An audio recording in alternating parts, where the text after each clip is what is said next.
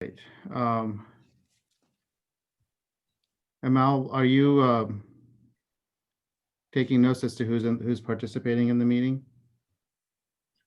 Yes. Okay, great. Well, great. Welcome, everybody. Happy New Year. Nice to see you all.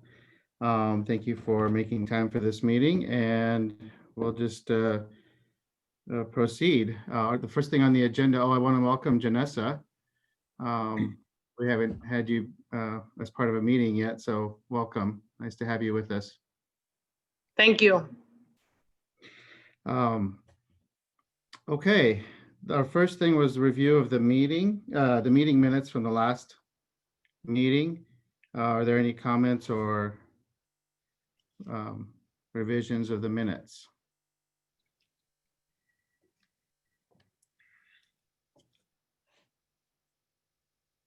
I assume everyone received those? Okay. Okay, so Lon, do we need a formal approval of the minutes?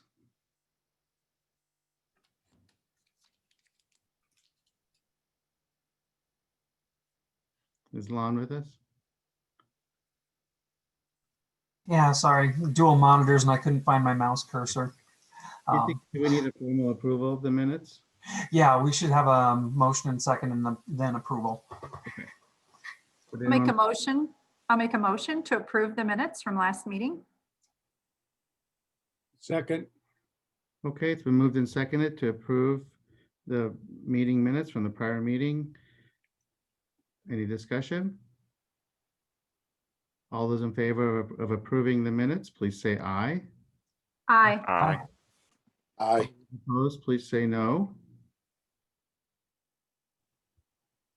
Okay, the minutes have been approved. The next thing on the agenda is our community survey results, and Amber Bissinger, who is the city communications manager, is with us to present those results. Thank you, Mayor. It'll just take 1 second. You're pulling that up. Could I just say hello? I am Circe Stumbo. I'm proxy for Mike Darrow, who's not able to be here for the Marion Alliance tonight. So I'm one of the official proxies. So I'm sorry. I've not seen all of you. That's all right. Yeah, I assumed everybody knew you. So, well, welcome to you too. Thank you.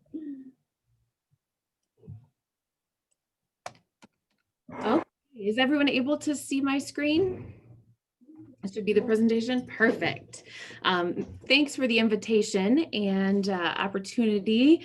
As the mayor said, I'm the city's communications manager, and this was one tool that we had used, this Polko platform. It's an online survey tool, and we had used it a couple of times in our COVID response efforts. And so they had made this standardized equity and inclusion survey available, and we took advantage of that opportunity this summer. So I credit the mayor and city manager for their leadership in encouraging conversations and around race and equity, and making sure that we are hearing from underrepresented voices, that all residents do feel welcome, and gaining a better understanding of those individual experiences. Like I said, this is one tool. Is it flawless? No, but it was available and something we were able to turn around pretty quickly to gather a baseline of information. So I'll kind of run through how we went about it. So as I mentioned, the template was provided by Polko. Other cities throughout the nation have used this, and it kind of synthesizes data into an actionable piece. Did you have a question? No, okay, sorry. So we issued a press release in early August, posted it on our website, launched the survey, included it in our e-update, made several personal asks of partner organizations, from the school districts to the Civil Rights Commission, to the Chamber and Medco, Boys and Girls Club, Encore Cafe, our Marion Youth Coalition, Parks and Rec Department, really trying to cast a wide net and encourage participation. We all know what happened then on August 10th when the derecho hit. And so not an ideal time to have an online survey available when people are pulled in other directions and having challenges accessing social media. So then we extended the deadline. It was originally going to close at the end of August, extended the deadline then through the end of September. What that allowed us to do was also include the survey in the Marion Messenger, which is distributed to all households, do another push through social media and those partner groups to get to where we are today with the responses. So we had 316 people participate, and in your packets, you should have received the, sorry, I'm getting kind of an echo, the report of the results. And starting on page 9, you'll see kind of the full demographic breakdown of those that responded. On your screen are just kind of a few of those demographics called out. We had 54% that were female that responded, 43% were male, 3% identified in another way. Of the respondents, 64% were between the ages of 35 and 64, but the other age groups kind of followed the bell curve. 86% identified as white, and 100% listed English as their first language. A couple of other notable things that caught our eye. Most of the people, 94% that completed the survey had at least some college education. And then on the political side of things, less than 2% identified as either being far left or far right in their political affiliation.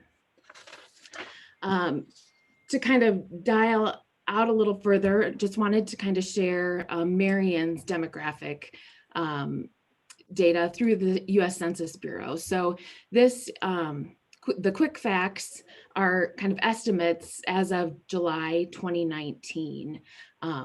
We're really anxious to kind of see what the census results are from the 2020 census, but this is kind of the latest that we have available at this time. Marion's population is estimated to be over 40,000, 51% being female, and then 69% of residents being between 18 and 64. You can see the breakdown then of race. And then on the census information, they also designate Hispanic or Latino. And then education, 96%, 96.9 of 25-year-olds and over are at least a high school graduate or have education beyond that. And then to kind of take a further look, also pulled up the Lynn County data just to compare some of those same statistics. So population of Lynn County is 226,706. That's what it's estimated to be. And you can read through those demographics as well for the county as a whole.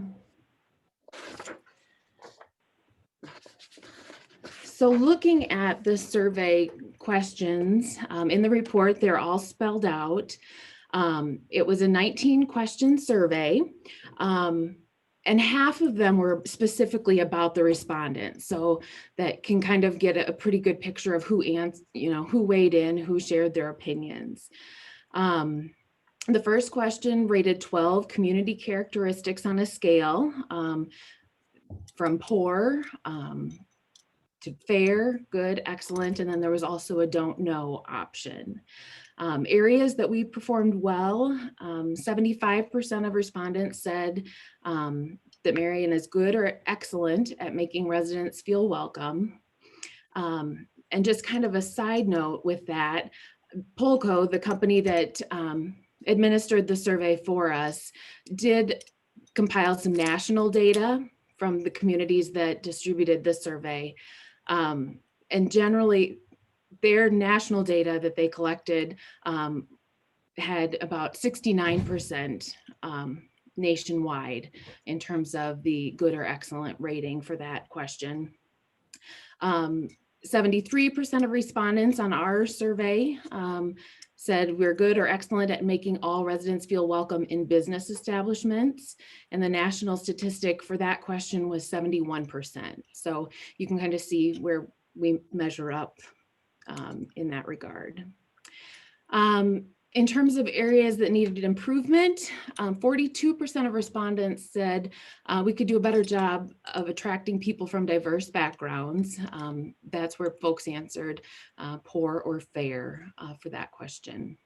And then there were a couple that had a lot of unsure responses related to providing equal employment opportunities and access to housing for folks of all backgrounds. So a couple of things to note there. Next in the survey, there were 24 personal characteristics that kind of pointed to how inclusive we are as a community. And so you'll see all of those listed. They would be in your report as well. The areas where we rated highly, and again, kind of followed the same scale. On the far left was not welcoming at all to very welcoming on the right, in addition to the don't know answer option. Said 80% of people said the community is very welcoming for white people, and this was the highest percentage of any category.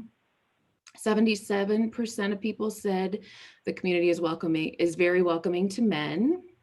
Older people, Christians, and military personnel and veterans were also rated as being very welcomed in the community. In terms of the categories that rated poorly, 16% of respondents said the community was not welcoming to people who identify as transgender. The same percentage said the community is not welcoming to Black people. Other categories with a relatively large percentage of the not welcoming or slightly welcoming option included those of the Islamic faith, those lower income, people who are not US citizens, and people whose first language is not English. Those were all in that 30% to 35% range. And then also the don't know option. These were kind of some of those questions that had quite a few answers in that don't know category. 33% said they didn't know regarding American Indian or Alaskan Native persons. 32% gave this response regarding people of other faiths. 31% regarding people who are agnostic or atheist, and 28% of respondents answered this way regarding those who identify as transgender. From there, the survey then kind of asked about local government specifically, and kind of looked at the equity and treatment of residents. Again, this used a scale from poor to excellent with the don't know option as well. And the numbers shown are the percent positive. So those that answered good or excellent. The respondents said 69% feel the local government treats residents with respect. 68% said local government treats all residents fairly. And then in terms of creating a community welcoming to residents of all backgrounds, 64% rated the city good or excellent. Nationally, on the middle circle, the treating residents fairly, that number was 64% nationwide. From there, then asked the same questions regarding law enforcement. And And the percentages are very close, within just a couple percentage points on either side, in terms of 67% treating residents with respect, treating all residents fairly at 65%, and then 64% creating a welcoming community for people of all backgrounds. And that was the same as local government.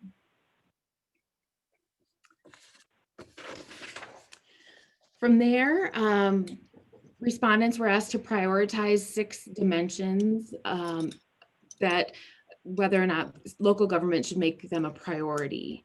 The scale had not a priority on the far left to a high priority on the right, in addition to the don't know answer choice. So these 3 were identified as being a high priority. More than 50% of respondents identified these.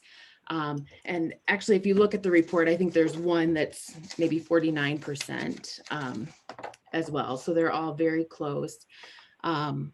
Addressing differences in the criminal justice system, creating a diverse and inclusive and fair community.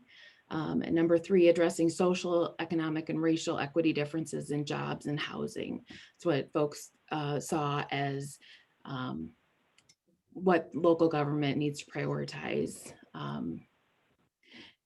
Also notable, about 35% of respondents indicated hiring more diverse staff and recruiting more diverse people to positions of local government leadership should be a high priority.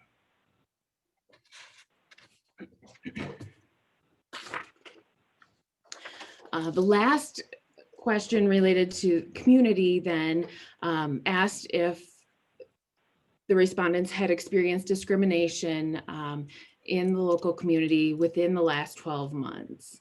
And some of the takeaways there, 24% said they've experienced discrimination some of the time.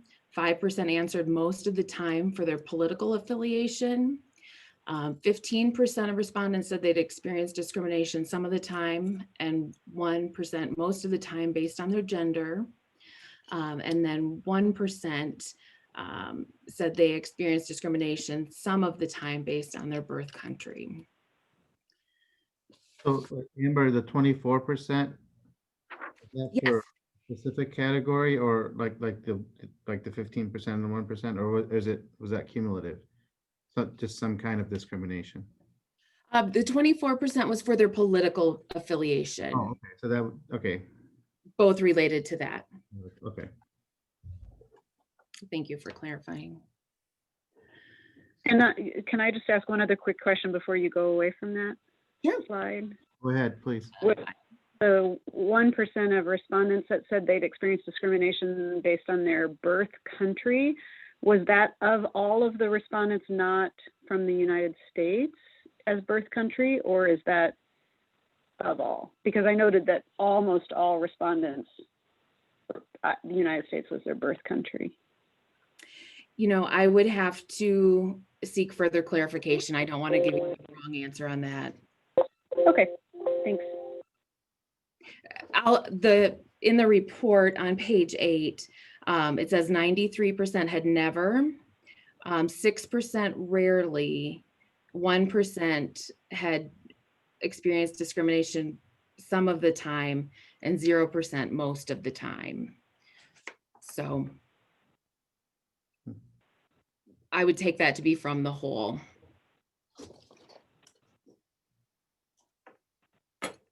Thank you. And I think, so I was looking at 98% said that their country of origin is the US. And so 2% said that it was originally another country. Whereas I think the 100% was English was their first language. So my guess is the 2% answered the question regarding, that would just be my thought on it. Yep, that could point to that. Yeah, so the question is, did fully half of the people who are their birth country is not the United States experience discrimination? Or truly is it only 1% of all respondents? Like I was just curious who the 1% of respondents doesn't seem, that I think we don't want to know what percent of respondents experience discrimination based on their birth country. We want to know what percent of the 2%, if that makes sense. I don't need to, it's a quick question and we can figure out the answer later. It's not a stopping point. Yeah, I was just trying to see if I could find that quickly, but we can come back to that. So that really kind of concludes what I had put together. Obviously, sharing this information with the Civil Rights Commission and then this Equity Task Force has been kind of the two of the top things that we've done. We still will be going before City Council and sharing the results with them as well as the city's leadership team. From there, I'll post the report and summary information on the city's website, whether that lives on the Equity Task Force page or we look at some other options. And then I think it's important to look at future outreach opportunities. Like I mentioned earlier, this was the first step, but is there a follow-up survey? Is there more targeted outreach? This year has been challenging in a number of ways, or last year, where our normal methods of connecting with folks and going to where they are really wasn't possible. So certainly open to the group's ideas and excited to see where we go from here. Okay, we'll open it up for questions for Amber on this.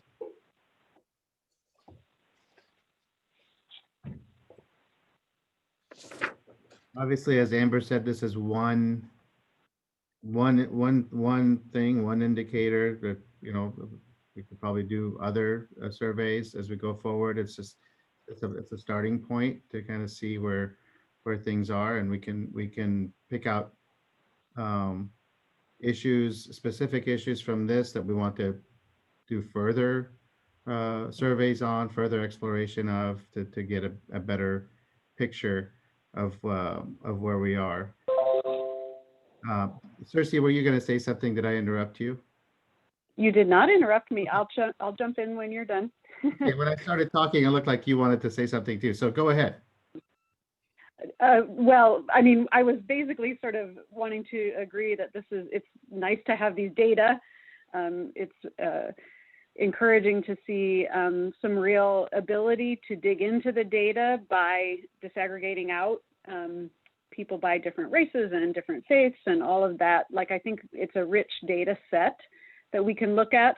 I always want to be a little cautious when it's a voluntary survey like this, but it sounds like you did some good outreach. And so when you look at like the demographics of the respondents, I do need to look a little more carefully, but it feels like generally it's pretty representative of Marion as a community. So it's nice to have some rich data to look into. So thank you for that. I do think that it does point to some of the questions at the last session was related to sort of evidence and perception and these kinds of things. And so having some of these data gives us a sense of people's perceptions. I'm especially interested in seeing some of the questions disaggregated by race. And I think maybe one of them, we got some information by race and by ethnicity and by gender, how they responded to specific questions. It might be worth it to look into some more, maybe not necessarily as a whole large group, but as we if we break into smaller groups. And for example, obviously the Marion Alliance is especially interested in law enforcement and encourage that we get to see some data as well from Chief Kitzmiller today. The data's been great that we've been seeing, very helpful. I would be interested, so when we see the ratings of local law enforcement, certainly there's some really good ratings, and then there's enough as it is when you look at overall to see that there's a concern that a third of our residents are concerned about law enforcement not treating every resident with respect and that sort of thing. It would be very interesting to know if by race that follows that same trend, or if there might be some differences there. So that would be an area I'd be particularly interested in getting it disaggregated by race, especially. Okay, thank you for those comments. Anyone else? I have a question, I guess, Steve Mosier. Hi, Steve. What I'm looking at in the numbers, I guess I'm interpreting them slightly different than what was just reported. I have a concern on when you get into people of Asian or Black or Hispanic, as far as feeling very welcome and not. How welcome are you? And not welcome. I think those numbers for them seem to be a little high as far as not welcoming. And I am just a little concerned because, and the reason for that is that specifically, what is it that they're seeing that they're not welcome? You know, what are we doing or not doing that? And I don't mean this being in terms, and again, and I hate to beat this horse to death, but the tag can't just be the city of Marion being the only one who has skin in this game, because there are other indicators that happen that take place on whether someone feels welcome. You know, they may have no interaction with the city, but they go down to the local grocery store. They go to the convenience store.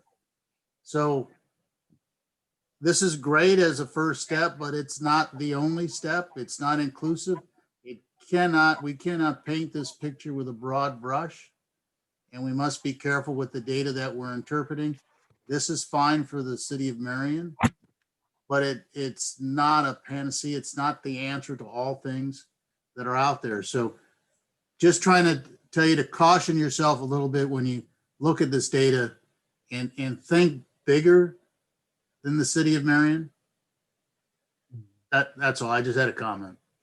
Steve, when you refer to City of Marion, are you saying the city as an organization, the city, or are you saying the entire community? The entire community. Okay. I'm not saying that this is only the local government's responsibility to have somebody feel welcome. Right. Right. I mean, that's right. That's impacted by their interactions with their neighbors, their, lots of different things. Yes. Yes. My take, and I would just brief comment, would be, first of all, I think that this is a positive, productive first step at getting a glimpse, kind of in a broad sense across the board. I think it points us, at least for a very first step, in the right direction.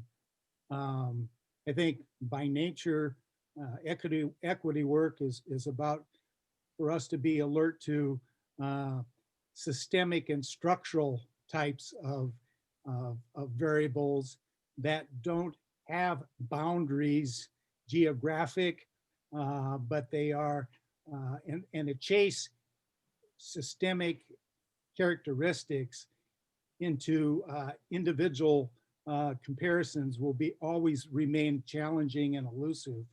But I think this points us in the right direction, and certainly it's a healthy place for us to at least begin. And but our focus is ultimately going to be, what are the patterns that are occurring across these populations, and to pick at the data. We don't need to get stuck. There's something in there, and we can discover it together. So this is Fred. I have a comment. So obviously, when you look at the data and see that only less than 400 people responded in the community when we have a population of over 40,000, that tells me obviously the derecho had a huge impact on the response rate. So in my mind, when we look at the data, yes, it points us in the direction, but I think it's incomplete at best. So I would love if we obviously drive more engagement in the next, in a future survey, and be more targeted towards specific people group or areas of focus. Okay. Any other observations or comments or questions? Just that from my perspective, as Fred just said, the N is low as far as inspiring a ton of statistical confidence in the outcomes in the survey. At the same time, if we were to repeat it in 2 years, when 42% of the respondents say that the community is fair or poor at attracting a diverse population, the result that you want to see from our activities is you want that number to be lower, and you'd hope that it would be dramatically lower. So, you know, it's not to me the exact nature of each statistic in here, but what do we take from it as areas that we can focus on and ways that we can improve? You know, it's simply a baseline for us. The nice thing is that it is, as part of POCO's system, comparable to other communities across the nation. So we can pull out information, and if we see some community that's doing dramatically better than we are, we can contact them and figure out what they're doing to help move those needles. Well, and I was wondering, are we like, what are our next steps with this? So we have this information, we see an area that can be worked on, but then what are the next steps? And I always believe that you know, change can happen from within. And so are we going to try to get voices to be heard to say, this is how it can look, this is how we could, or are we, so often I see like interventions put into place that are thought of outside of the community and then brought to the community, and that's just not the way to go. It's got to be more grassroots, more homegrown. And so like, what are our next steps? And if it is to try to have our feelings of welcoming, you know, our sense of welcoming to be better, then how are we going to go about that? I think there's a couple of different ways that we can go about that. Steve already touched on it a little bit in figuring out what's the root cause. I mean, if we've got 42% of the respondents that are saying that, why are they saying that? Is it because they're encountering a particular obstacle with the city? Are they encountering obstacles with businesses? Is it in the schools? We just need to drill down further into those areas, those pockets where we're seeing people report out on that. I mean, even on some of the other pieces that are in there, you know, I've pulled out some other data from this that would hopefully give us a little bit more focus on areas that we can certainly improve. From my standpoint, you know, we can have a direct impact on the city and how the city responds to some of these different pieces. But I'm not a survey researcher by profession, so we may have to find some help on what we can do. How do we reach back out to this population to find out exactly what it is they're encountering?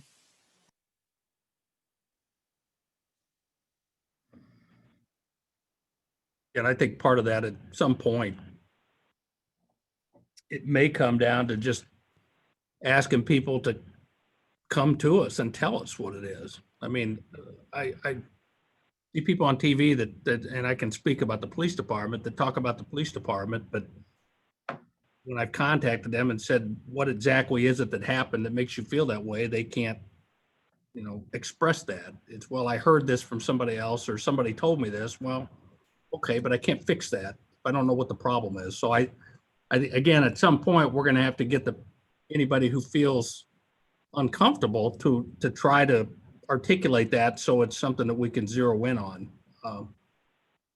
And I don't know if that's through an invitation, asking for you know, them to write us something to that effect, but we're going to have to drill down on some of that.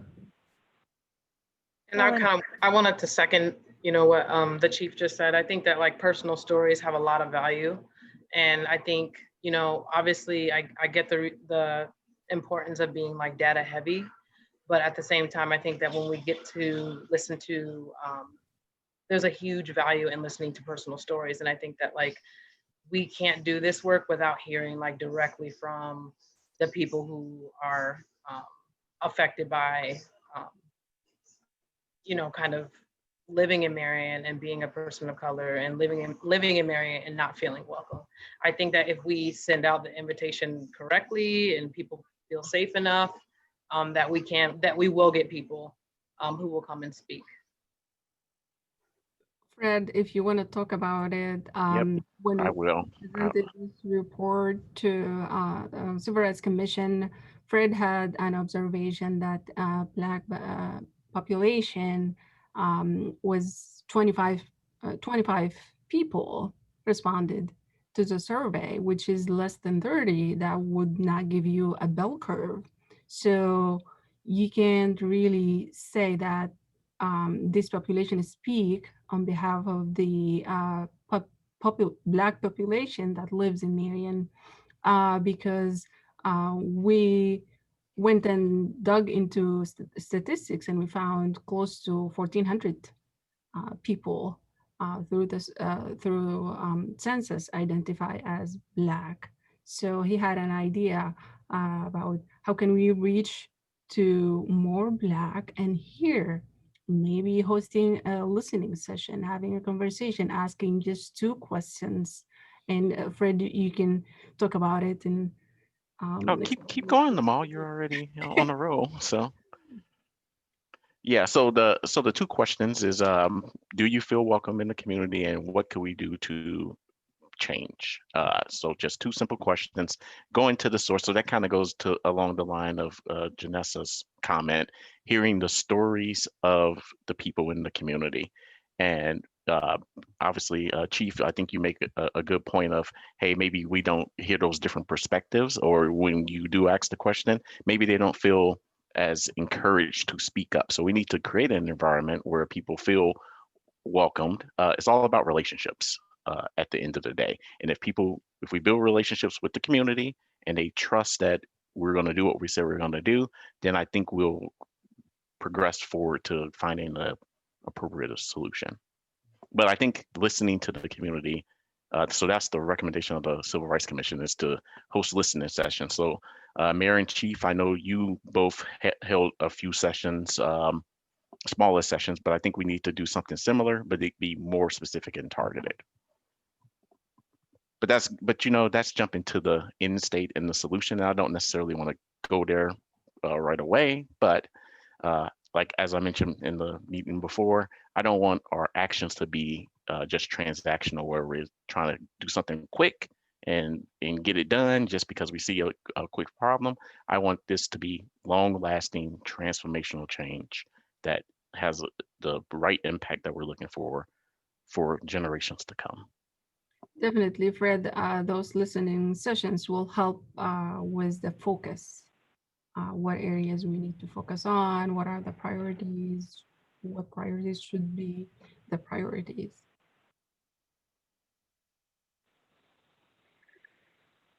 Okay, so what is the next step with this survey? Oh, Cersei, did you have something? I just wanted to say I do agree, absolutely. And I also do know that we do know some things that can be done right away. And so I'm assuming we can be working on multiple fronts, continuing information gathering and continuing to dive into some of the policies and practices that we already are identifying as in need of some improvement. Okay. This sounds very micro, but I'll say it this way. And first of all, sometimes people say data gets dumped, facts fade, and stories stick. And I think along the way, we as a group should challenge ourselves to be very intentional every day to raise our consciousness about what is actually going on from a human perspective. And so here's my micro thought. Monday's Martin Luther King Day.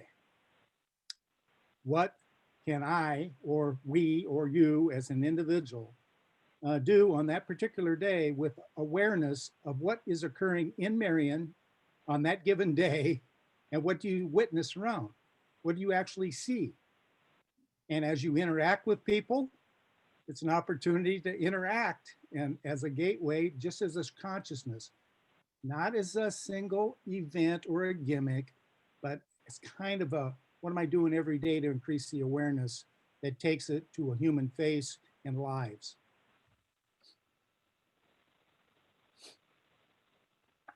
Thank you.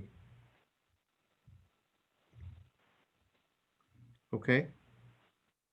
So what is the next step with regard to the survey or any other surveys?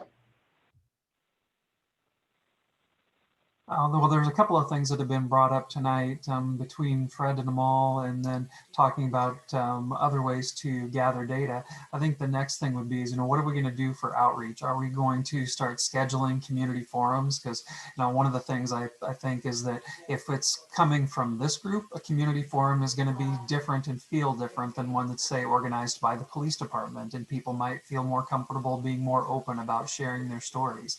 I think we have to consider that context. But if we want to start planning that out and figuring out, to Fred's point, what are the questions that we're going to ask, and then starting to get a calendar together for doing that, we can get ready to gather that data and have it inform us. At the same time, with what Cersei was talking about, when we hear from Chief Kitzmiller on his data presentation a bit later, there are some imminent things that can be looked at for some quick actions for things that we know will have an impact, but for the broader community conversation to really transform Marion into the welcoming community I think we all want it to be, that's going to be a longer process.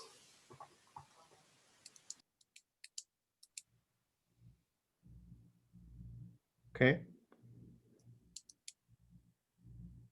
So what is that? May I also offer we can use some of these data as we look at our priorities? I think that, I'm trying to remember the agenda as I'm going between documents, but I believe that's on our agenda. Is that right? To take a look at what we had said as priorities. Like, I think there may be something that may rise out of the data to maybe shift something within the priorities, not major, but Yeah. as we're just honing that could be something we refer to tonight. Yeah, so the next thing on the agenda is reviewing the work plan, adopting the work plan. Is that what you're referring to as the priorities? Yeah. Yes, thank you. Okay. Well, do we want to move on to that then, or is there anything further to be discussed about the survey? I would just like to say that when we're moving on to that we not forget that the idea of having the community conversations, and so making sure that stays, that they're not two separate entities. Right. And yeah, just I think it would be imperative to try to find a unique way to be able to do these community conversations during this time, so that we can continue to move forward. And then making sure that we have the capacity to be able to do that within this group. If it's this group that's doing it, who is responsible for what? Mm-hmm. And will we get to that in the work plan discussion then? Like what the next steps are? Is that part of the work plan discussion? Yes. What's our next steps? Okay. May I ask if it's possible, because I think the data will inform the work plan. I don't want to put you on the spot, Chief, but would it be possible to do the Chief's data presentation before the work plan discussion? Anyone object to that? It makes logical sense. Okay. Is there, Chief, are you okay with that? Yeah, Okay. I figure out how to share my screen. That'll be the next challenge. I have to hop off for another meeting. Thank you all. Thanks, Amber. Yeah.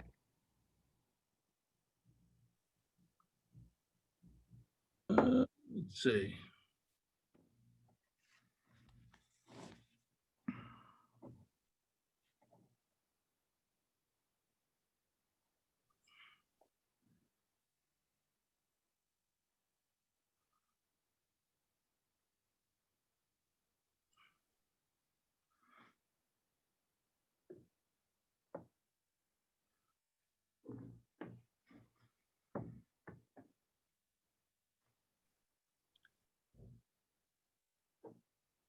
All right, let me back up and see how I can move this grid to get it out of the way so I can see my own writing. All right, can everybody see that? Yep. All right. So again, I kind of like Amber, I went through, we pulled some of this data out, and in all transparency, our data analyst left us to go to greener pastures, and her last day was last week. And she was kind of the guru. I think I've talked about some of the challenges we've had of pulling data from our system that we are in the process of replacing, but it is very clunky. And so I know the data up until December 1st was accurate. We went through today and we were still pulling numbers out, but I think this will give you a pretty good idea of where we are or where we are. And I went back to 2015 to kind of get an overall, any trends that are in there. So the first one again is the census data. We use this American Community Survey rather than the U.S. census data that Amber talked about. You can see the Marion, we've got about 3.2% of our population is Black. Cedar Rapids, 9.1. The overall metro, 5.7 roughly. And this is labeled as Cedar Rapids Metro. I call it the Marion Metro because we're not taking a backseat to Cedar Rapids anymore. So we're going to start that trend right here. Again, when we talked, about date? some of the, I'm sorry? I'm just curious the date on the, I'm not familiar with the American Community Survey. Do you know the date on that? It would have been probably early summer is when Sunny pulled this, but I don't have a date listed on it. I just wondered if it was like 2010, like the last census, or if it's more recent than that. Should be more recent. American Community Survey, they do survey every 3 years and they do projection every year. Yeah, and you'll see the total population of Marion is just under 40 in that one. It certainly was a lot less than 40 10 years ago. So that's should be fairly recent. The survey that Amber showed had it at just over 40, and that was an estimate. But this is probably more of an official population. Thanks. I don't mean to interrupt. I just wanted to. No, that's a good question. Yeah. Thank you. Mm-hmm. So one of the things we talked about at our first meeting, and I've talked to some of you before about this, when we talk about perceptions, and a lot of people have the idea that Marion, that we're a ticket town. So we had Sunny pull this together. It went up to 2018, and it kind of shows how our ticket numbers have declined, in the last 15, 20 years. We were around 8,500 in 2000 and 2,400 in 2018. Kind of the same thing with traffic stops. Again, this goes up to 2018. Very aggressive. Every police chief has their preferences and priorities. Some are very focused on traffic enforcement, others are not, but you can kind of tell where that number's gone down significantly. As the city has grown significantly, I mean, that's an important thing to keep in mind. Yeah. So in order to put some context onto our arrest, we pulled up the FBI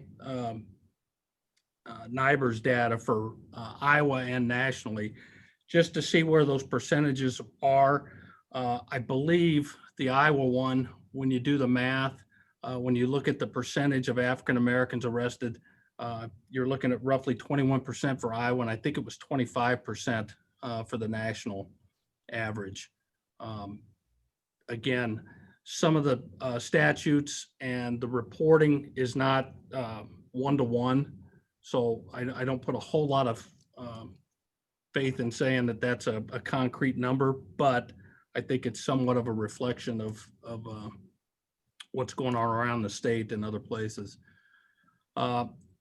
This one was one that we had this summer. This came up during the Civil Rights Commission meeting. We had talked about drug arrest, and particularly, I think it was marijuana arrest. And so we were able to pull some data together. So in 5 years, if you look at the highlighted areas, we had 143 people in that 5-year period that were arrested for only a drug charge: possession of marijuana, possession of cocaine, possession of heroin, whatever, and no other charges. Of that number, 107 were white, 36 were black out of that number. Again, when you look at the other numbers in here, when you talk about a drug charge on top of other charges, that starts multiplying pretty quickly. But a simple drug arrest for a simple possession charge is 143, and I think we had during that time frame roughly 8,000 arrests.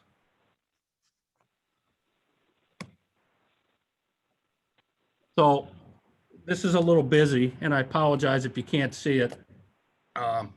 Again, tried to show over the last 5 years. I'm sorry?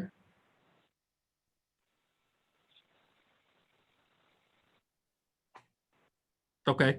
Over the last 5 years, kind of showing the, I wanted to see the overall trends to see how they kind of ebbed and flowed a little bit. Fairly consistent when you look at the citations. That percentage point is fairly consistent. I think the average over 10 years, blacks, roughly 10% of the traffic tickets we write. I tried to pull that down a little bit more and dig into what those traffic tickets were actually for. And again, these are ballpark numbers. When you're looking at speeding, for instance, 39% of the tickets that went to whites were for speeding, 22% for blacks. Seatbelt violations, it was about even at 13% and 11%. Child restraints, again, under 1% for both. Non-moving violations, 26% and 23%. So it was fairly consistent between black drivers and white drivers that were stopped. And I know that when you look at that 10% number and the 12% for this year for 2020, you know, kind of I think the immediate thing is to look at the census and say, well, you know, we've only got 3.2% here in Marion of our population is black. And so that number is high. I think even if you look at the metro area, whatever that was, I think Cedar Rapids, the number we had was 9%. You're you know, within 3% roughly of that number. I think it was interesting. Iowa City had done this study before on profiling, and they had brought some people in. And if I remember correctly, at the time they did it, and this was several years ago when they started it, their population of African Americans was right around 6 to 7%. Their tickets were higher than that, and I don't remember the figure, but I know that when they came out and counted the actual drivers at intersections, the numbers married up or evened up a little bit more than what they did based off the population. So, but again, I'm giving you these numbers as we have them, and we'll figure out what we need to do. Arrest, again, you're looking at roughly 20% are African Americans over the 5-year period, 17% this year. We dropped, you know, 400 or 500 arrests this year, and a lot of that's COVID related. Again, we kind of scaled back what we've been doing this year. I tried to pull up again to compare white arrest and black arrest to see what the arrests were for and what started those arrests. Disturbance calls resulted in 6% of the white arrest and 11% of the black arrest. When you talk about theft calls, 17% of the white arrest resulted from a theft call, 10% of the black arrest. Assault calls, 7% of the black arrest were from assault calls, 4% from white calls. Traffic stops, 31% of the black arrests came from a traffic stop or started with a traffic stop, and 26% of the white arrests came from a traffic stop. Again, that's kind of down and dirty with where those numbers come from and the types of arrests. And of these numbers, when you look at the number of arrests, we had about Our Black arrestees, about 10% of those are repeat offenders. We had 20 some odd, I believe, that were arrested more than one time. We had one or two individuals arrested 6 times each in 2020. The white arrestees, about 12% in 2020 were repeat offenders. Again, we had a couple that were 5 and 6 arrests apiece, and several with 2 and 3s. Any questions about that slide? I do have a question, or just maybe a point of something. So with the, we talked about how the Marion population has increased, over the last few years.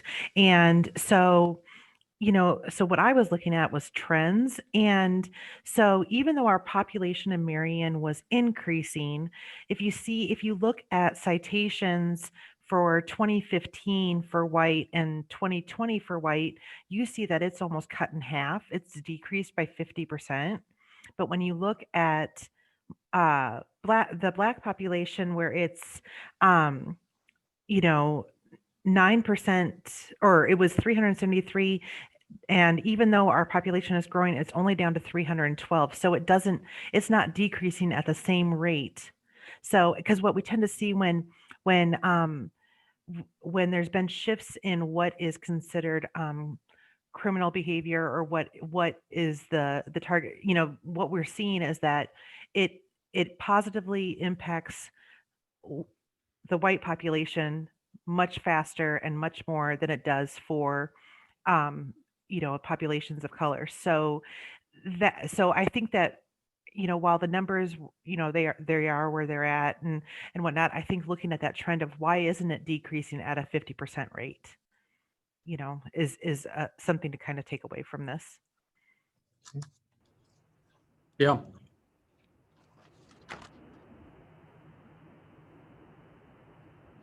Somebody else. I also I couldn't hear just what you said with the, you were looking into what was the event that then led to the arrest? And I appreciate you looking into that question, by the way. I just didn't hear the percentages of assault, where assault was the call to service that led to an arrest. 7%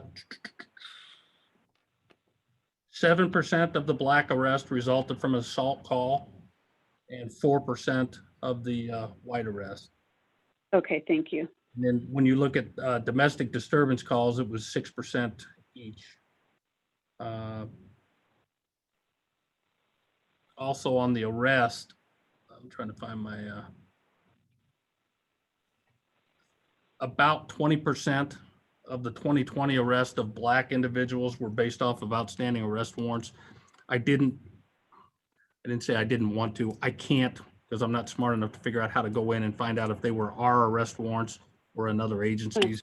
But it's about 20% of the arrests that we did are based on outstanding warrants. Some of them are ours and some are not. I don't know how to do it. Sonny left, and I need them all to come over here and work with them.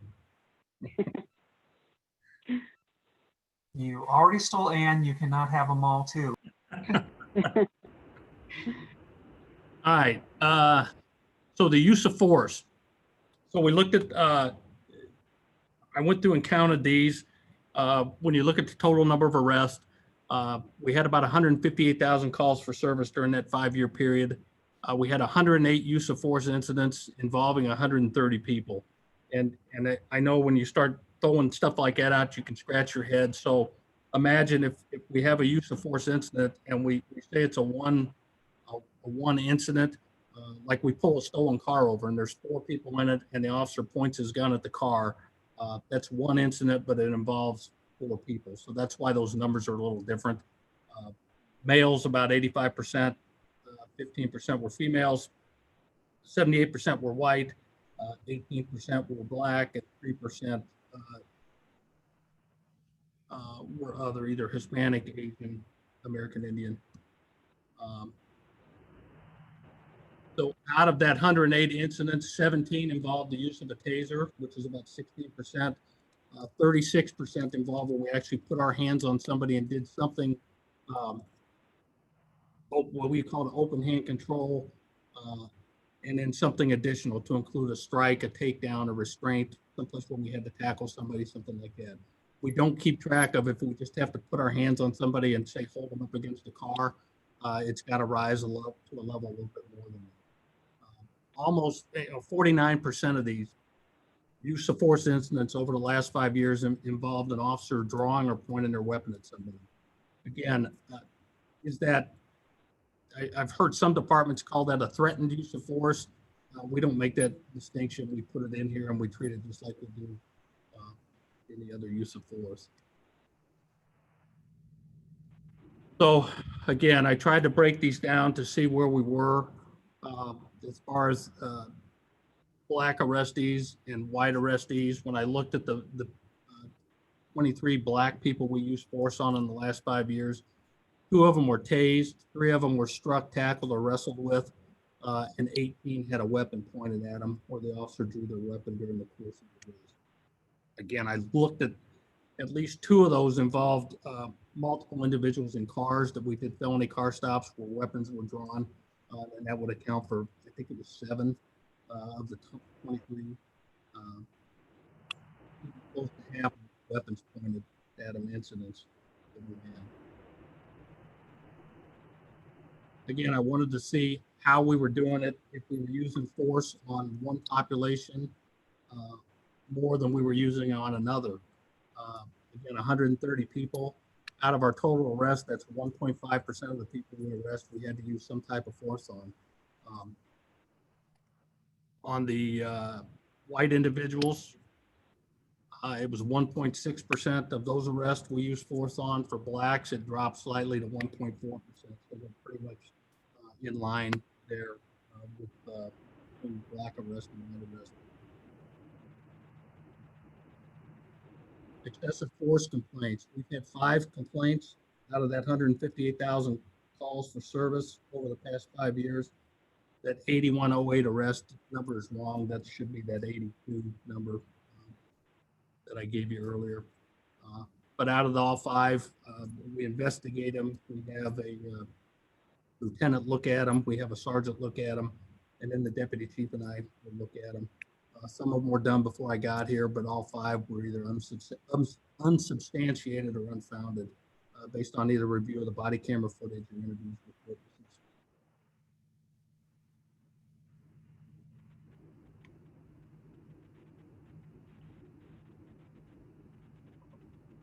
So that's what I've got. I'll unshare and answer questions. Wow. That's a lot of great information. What other questions for the chief? Chief, what's been the number of officers from 2015 to present? Are it the same numbers? Are there more officers? And then what's the demographics of the officers over time? That might be something you wouldn't have to answer tonight, but that might be a piece of data to insert into this context. I'll just leave it there. Yep. 6% of our officers are female, 6% are identify as something other than white. We're funded for 48 officers. We're at 46 now. Mm-hmm. I'd have to go back and look and see where they were 5 years ago, but I want to say they were around that 45 officer area. And I know that it's traditionally been a struggle to be fully staffed. So we're hovering right around that 45. Yeah, and then the second item would be, and I know you haven't been here through all that period of time, how would you calculate the hours in annual training available to people over that period of time? Do you keep track of that and the type of training to superimpose it on top? That might be a useful, another piece to provide some context. Yeah. Yep, I know we keep track of that. I don't have those figures with me, but that makes sense. And obviously, it's sometimes hard to find that in any database, but I tell you, this has been the last 5 days. Have just been hell. I'm not a great computer guy, and that database, Lon will tell you, I just hate it. And I think No I doubt know about that Yeah. picture, and it's painful. Yeah. Thank you for your report. Yep. Will we receive a copy of that eventually? Oh, maybe this is the first draft and you're still working on some things, but that Yep. might help us as well as we keep it in front of us. Yeah, absolutely. I had a quick question. Do most of the officers live in Marion? Or are Uh, they all scattered? yeah, a majority of them do. live here. Majority? Okay. Yeah. Okay. Yep. Thanks. So what would be the, I mean, what, is there a concern with that, or is there something we should think about with that? Uh, Whether they live in Marion or not, or, I mean, I'm just curious for my own education. Yes. I had a friend who was curious about it, so I asked. Oh, okay, She's, so, she's listening in right now. oh, okay, Yep. hello. Yeah, so just so everybody knows, we don't have a hard and fast residency requirement on that, but we do have a response time requirement on that. So they can live outside of Marion, but we have a circle or a travel time estimation that we have for anybody who's in the public safety arena. And even actually it applies to public services as well, the snow removal crews and stuff. Can you expand on what that perimeter is? I believe it's 10 miles or 20 minutes for public safety and half an hour or 15 for public services. But I'll have to verify that. I think it's 30 for each. 30 minutes for Yeah, each 30. drive time and 10 miles.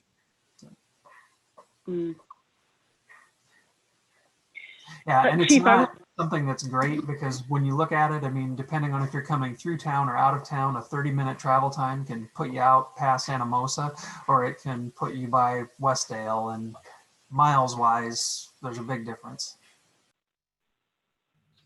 Go ahead, Cersei. Great, thanks.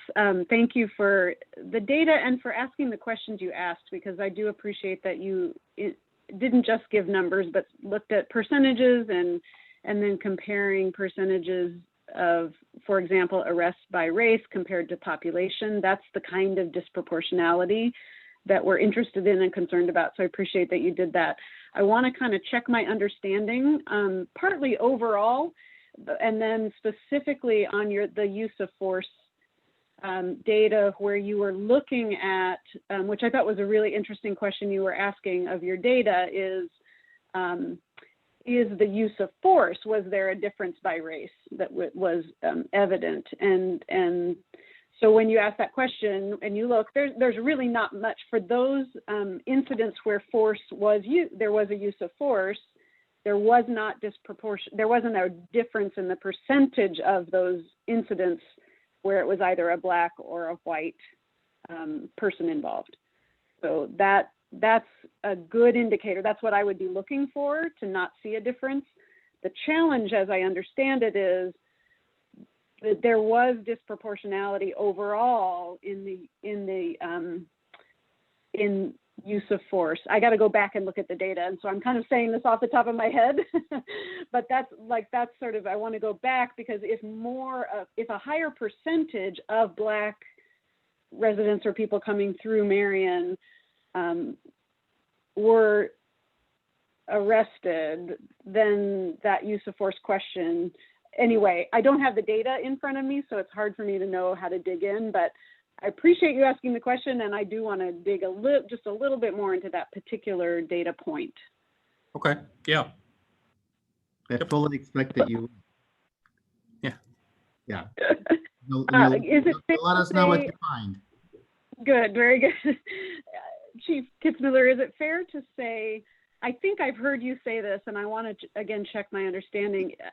I think that what I've heard you saying is you're acknowledging that there is some disproportionality in arrests and traffic stops and things like that, that we are at current, when we look at the by race, there is some disproportionality evident in the data. Is that right? I think if you can establish that base point or the baseline, again, when you look at, I'm kind of like Lon, I'm not a statistician, so I don't know what, I mean, for traffic infractions and things, I know that baseline would be to figure out the number, proportion of black drivers and white drivers in Marion, and then look at that number. Arrest, I don't know how to do that other than the census demographic, which I don't know that that's an accurate way of doing it. I did forget to mention, I think about 50% of the people that we arrest, black and white, give us a Marion address. So it's about half and half, or tell us they're from Marion that we identified or could verify, and the other half are from outside of Marion. So I think the challenge is finding that baseline, and I've read on it, and there's so many different theories on how to establish that number. I think when I first looked at it, and I was looking at nothing but the census demographic for the city of Marion, it looks out of whack. But if you count in Cedar Rapids, and that population density, the numbers get a little tighter. So Yeah, thanks. That's helpful. Other questions for the chief? I've got one question, or hopefully it's just one question.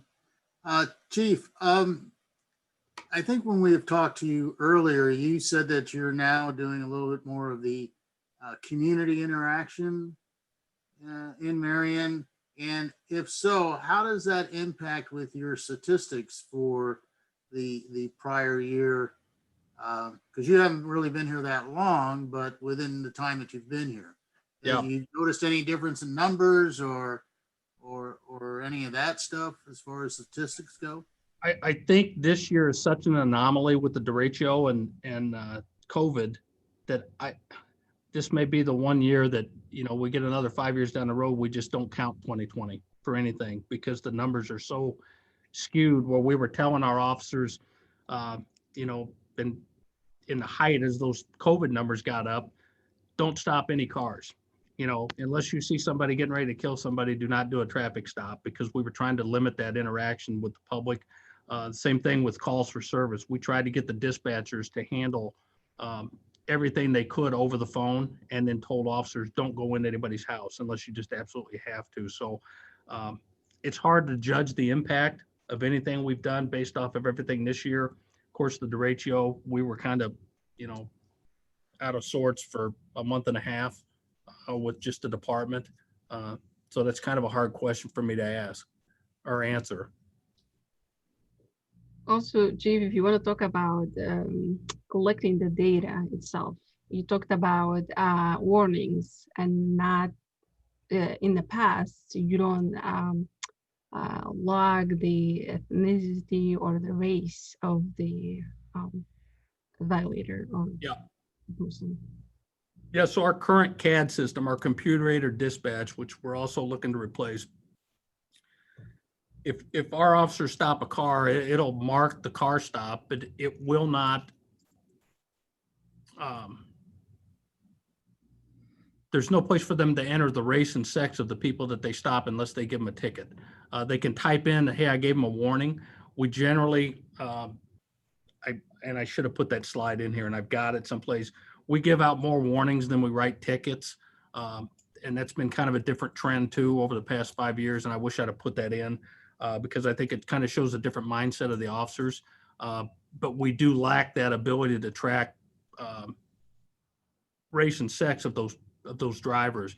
Because again, I wanted to look at, okay, are we cutting slack to white people more than we are black drivers? And I can't provide that. The system we're looking at going to has that capability built into it.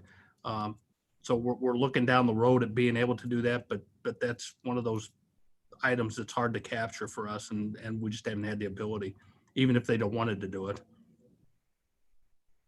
I think it's really important when we're trying to figure out the drivers population out of everybody that is driving, we stop, and how they break in terms of race. Yeah. I looked for other departments around, and like I say, Iowa City's got a pretty big study on theirs that they've done. I tried to look statewide through Iowa DOT to see if they broke down race, sex, age on traffic tickets, and I couldn't find anything to see if Marion was way out of line with what other communities were. but I couldn't find that. So Can I ask a clarifying question regarding the information that you shared tonight? Yep. Because as part of the Civil Rights Commission, some of this data we had seen before, and so is this information for, or is it adults? And does it include school resource officers?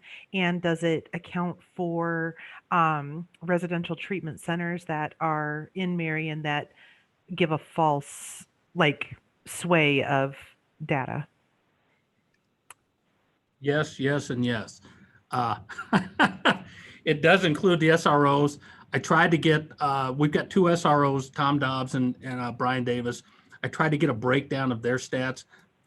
We don't keep it separate for when they're in school and they're out of school. And the problem I've got is during the summertime, they come back and they work as patrol officers, but all their numbers are plugged in for the year. So it's hard for me to differentiate. I did look at, of those arrests that we had in 2020, it looks like roughly 42% of the 42% of the black subjects that we arrested went to jail. 30% got summonses. There was like 40 some odd that got some kind of referral to juvenile court, which tells me it's a juvenile in there. And there was another 10% or 8% that were referred to either the city or the county attorney, and we didn't have a disposition on it. So yeah, all those are listed in there, the juveniles. We do have 4 Oaks. We can carve some of that information out. Again, we're sort of limited on what the officers put into the report when they do an arrest and what's in the CAD system. And then also what is what the people we deal with tell us. So when you look at 4 Oaks, for instance, some of the kids that we deal with at high schools are actually 4 Oaks kids that are they get in trouble at the high school. So then, you know, do you say it's a 4 Oaks issue or is it a school issue? Kind of a combination of the both. And that's one of those challenges we're looking at. We do have a couple of group homes here in town as well that we get disturbance calls on fairly frequently. And just so you do know, we did start our mental health liaison person started January 4th. Brooke has done, she hit the ground running and actually did a great job her first week with a couple of really troublesome cases that we'd had and couldn't do anything with. And by the end of the week, she had them fixed. So I think that's going to be a good program for us. We're all excited. The officers are excited now that they've seen what she can do. And we look for big things out of her.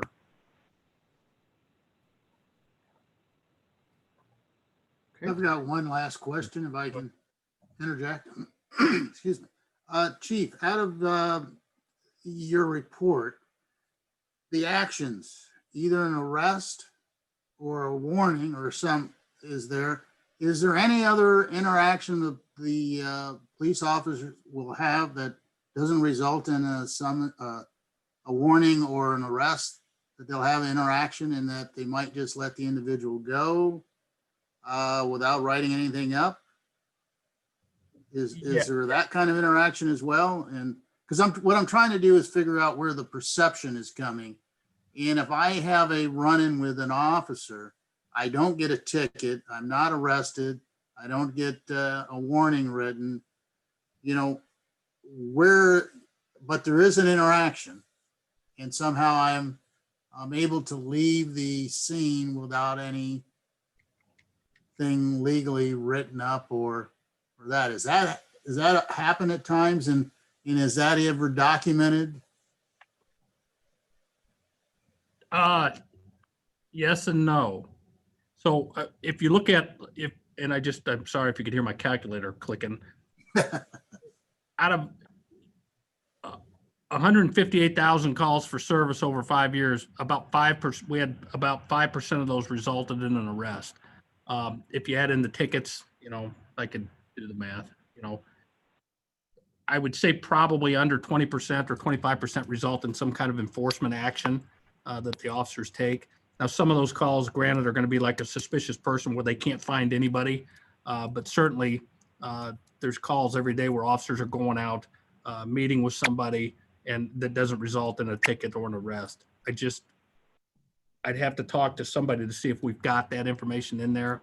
And I think that would be a case where we would almost have to individually open each call to see what the comments were put in there. Be a lot of digging.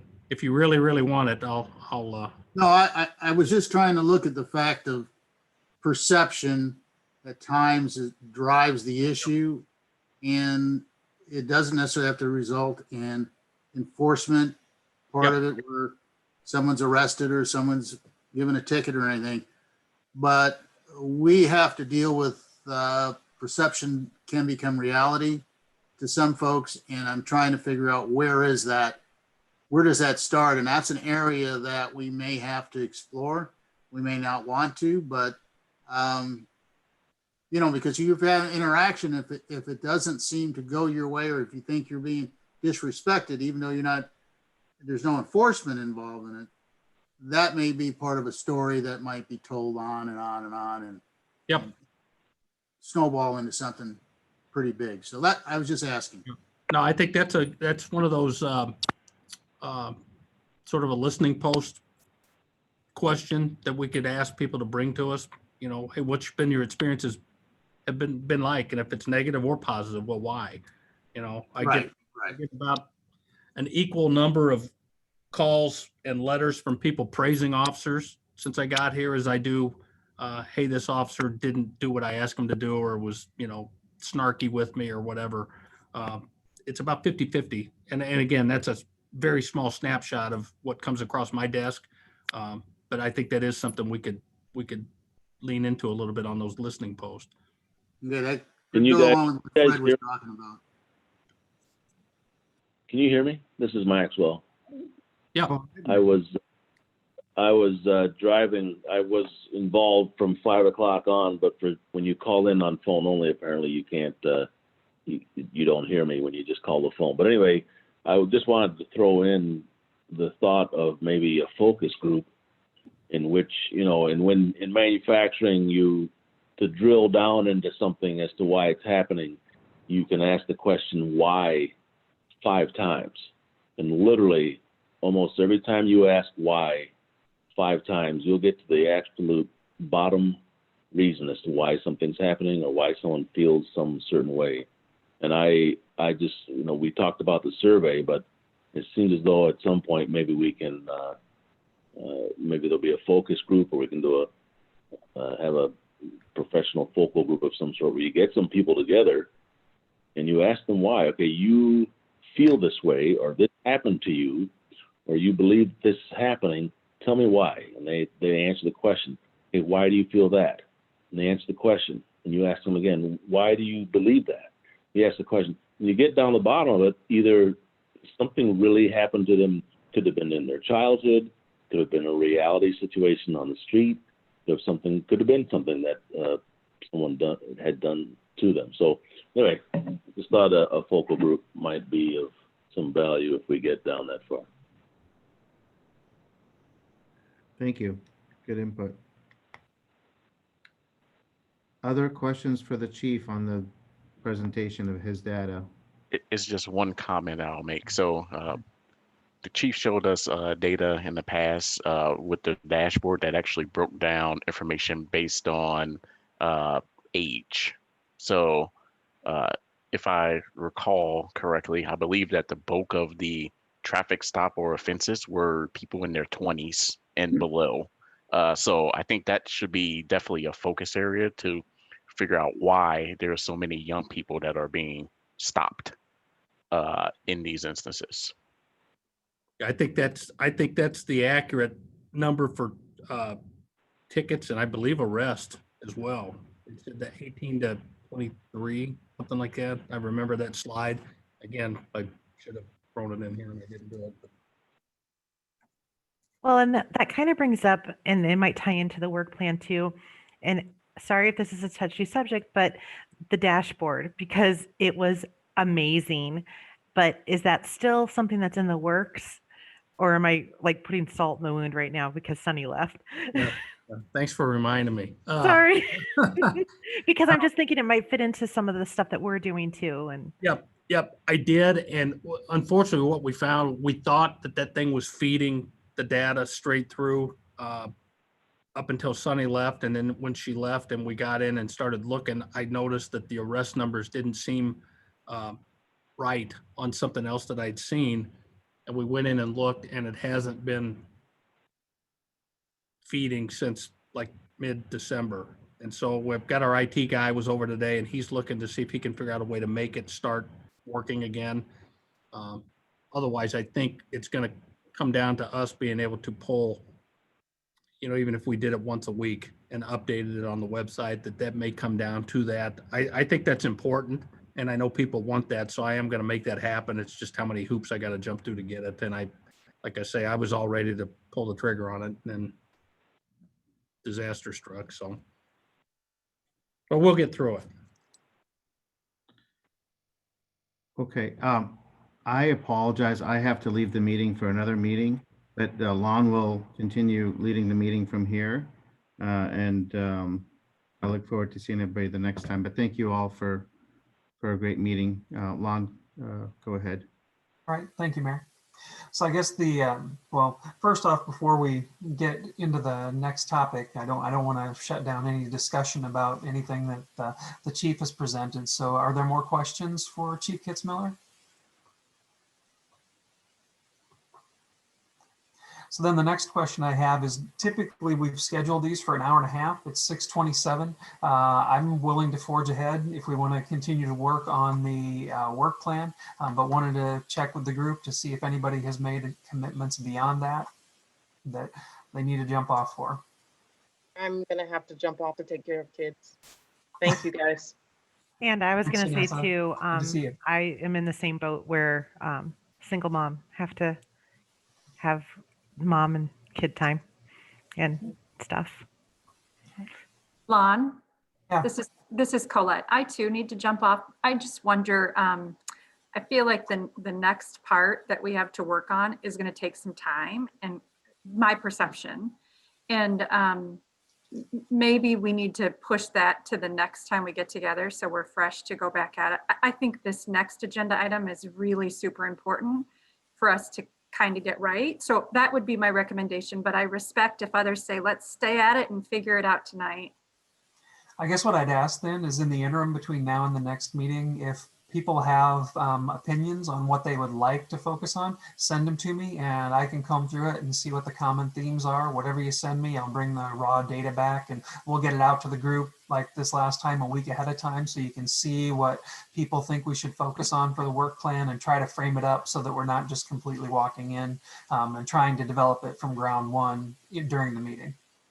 I'll gladly do some homework for us in between. Lon, if I think that was a great one. Oh, go ahead, Chief. if I sent this PowerPoint to Alicia, could she include that with the minutes when she sends it out so that everybody's got the numbers, that rather than email them separately? Is that a open meetings thing or? Oh no, she can. Okay. This meeting's been recorded too, so she can pull anything out of that, but anything you can send her, she can include with the minutes. Okay.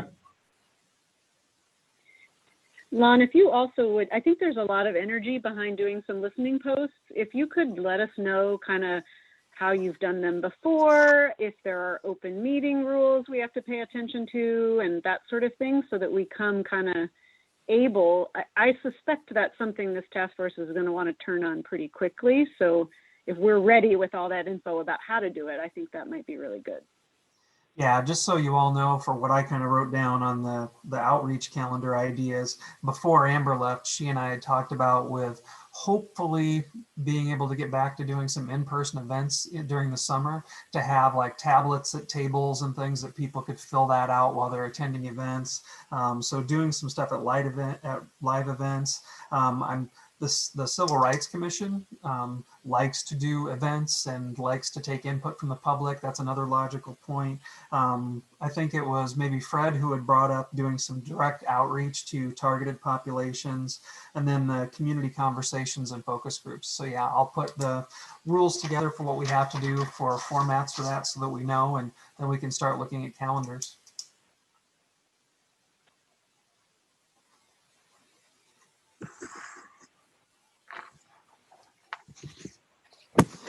Okay. Anybody have anything else? I want to be respectful of time, and then we just hit 6:30. All right. Well, thank you, everybody. Really appreciate the participation. And as I said, feel free to send me anything that you want in the meantime so we can frame it up for the next one. Have a great night. Thank you. Thank you, everyone. Thanks.